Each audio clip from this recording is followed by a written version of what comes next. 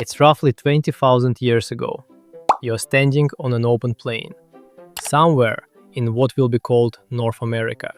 Nobody has named it yet. Nobody will for a very long time. The wind is coming in from the north. It smells like ice. Somewhere ahead of you, just past the ridgeline, you can hear it. A low rumbling.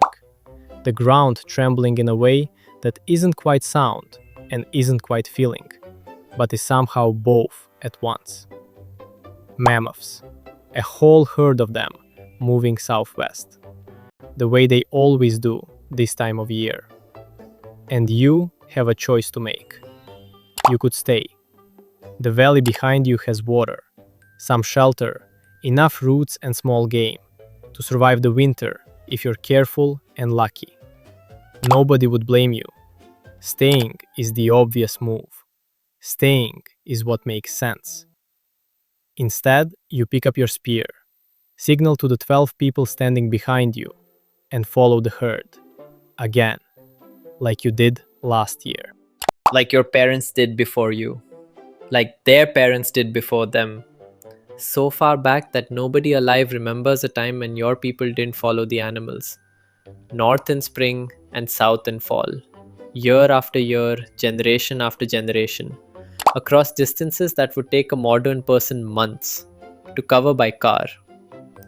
Here's what's strange about that. It doesn't look rational, it looks from the outside almost compulsive. These were not people with nothing to lose.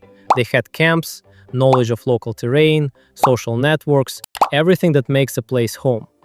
And yet, across the archaeological record, from Siberia to Alaska to the tip of South America, we see the same pattern repeated with striking consistency.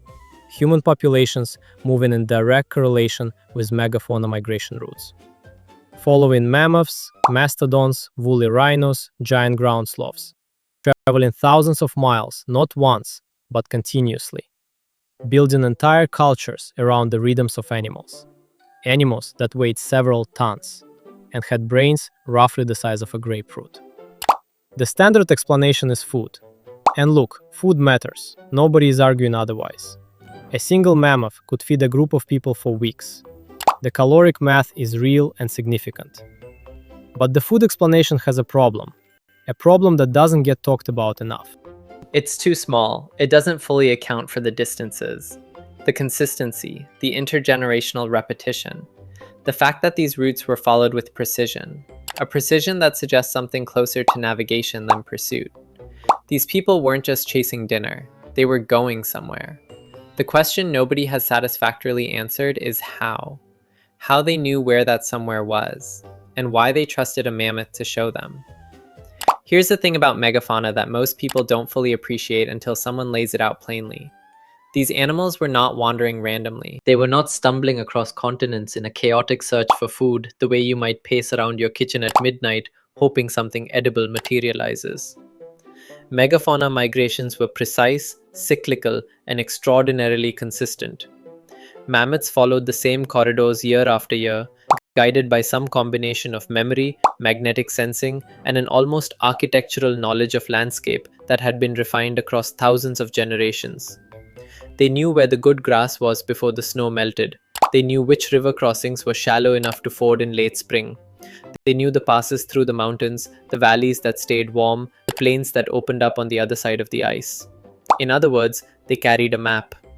Not a map you could draw on paper or scratch into stone, but a living, moving, continuously updated map encoded in their behavior and stored in their collective memory across generations.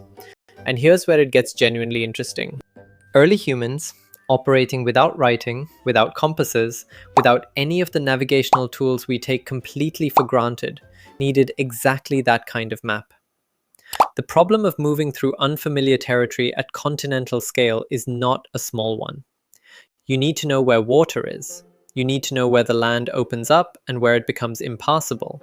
You need to know which routes are viable in winter and which will kill you.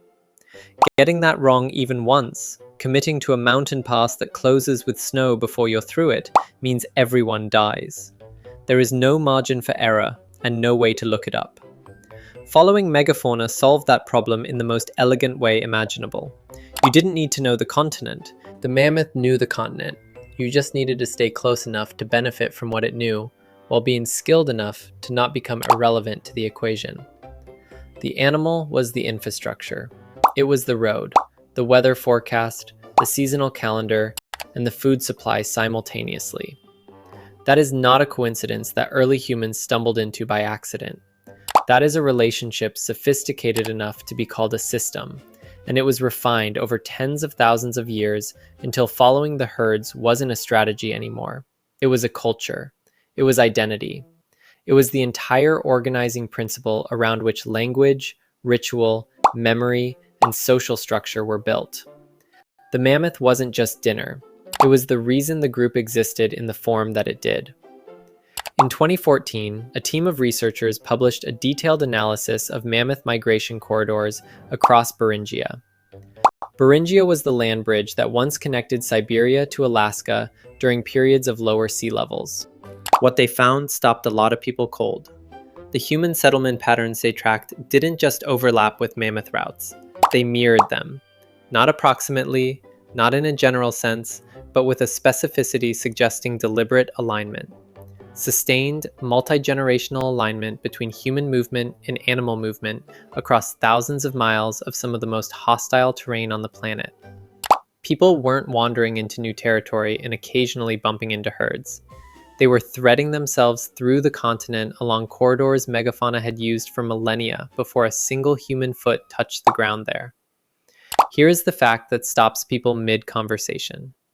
Many major highway systems in North America run almost exactly along the same routes that mammoths walked during the Pleistocene. Not because highway engineers knew this, they didn't, but because mammoths, over thousands of years, had already solved the same problem engineers faced. They found paths of least resistance through the landscape. The low passes, river valleys, gradual grades that a large body can sustain across distance. The land remembers those routes even when everything that used them is gone. You are, literally, driving on roads that mammoths built with their feet across 10,000 years of repetition.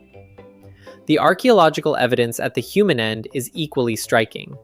Sites like Clovis in New Mexico, Buttermilk Creek in Texas, and the Manus site in Washington state all sit directly on major megafauna migration corridors. These weren't random settlement locations. They were positioned where routes narrowed, where herds could be anticipated, where hunters who understood seasonal patterns could set up and be certain animals would come. That is not opportunistic hunting. That is calendrical knowledge translated into geography. People understood the routes well enough to get ahead of them. The knowledge of where mammoths were going was internalized deeply and used predictively. They weren't following anymore. They were arriving first. The mammoths went extinct roughly 10,000 years ago. Not all at once, not in a single dramatic event, but in a collapse that played out over centuries, across continent after continent as the climate shifted and human hunting pressure intensified. The world that had sustained these animals for millions of years quietly stopped being that world. And when they went, they took something with them. Something that almost nobody talks about. They took the roots. Not immediately, not completely, but gradually. The living infrastructure that had guided human movement dissolved. The map had been encoded in the behavior of animals weighing several tons. Refined across hundreds of thousands of years of migration. Updated in real time by creatures with multi-generational memory. Simply stopped being updated. Stopped moving. Stopped existing. What happened to the cultures built around following that map is one of the more quietly devastating transitions in human prehistory. Groups organized their language, ritual, seasonal calendar, their entire social identity around the rhythms of megafauna, had to rebuild from scratch. Not rebuild like after a fire, where the structure is gone but knowledge remains. Rebuild when what you knew no longer applies. Hunters best at reading mammoth behavior, at anticipating routes, positioning people perfectly along corridors. Those skills didn't transfer. The expertise was real and total, and suddenly worth nothing. And yet something did survive, because the roots themselves didn't disappear overnight. pressed into the landscape by millions of footsteps over millennia, the passes were still the easiest passes. The river crossings were still the shallowest crossings. The valleys beyond the mountains were still there. Humans kept using them because the land kept making them the obvious choice, even after everyone forgot why those paths felt natural. The mammoths were gone, but their logic remained, built into the geography so deeply. It outlasted the animals by 10,000 years and counting. Which brings you to right now. The next time you're on an interstate cutting through mountains, Or following a river valley, every GPS agrees is fastest. Consider the possibility you are not moving through neutral space. You are moving through a landscape shaped for navigation by animals extinct for 100 centuries. Along corridors, humans first learned to trust, because a mammoth trusted them first. You didn't find that route, you inherited it. The chain of custody goes back further than any map, any road, any civilization you have ever learned the name of. That is not a small thing to carry without knowing it.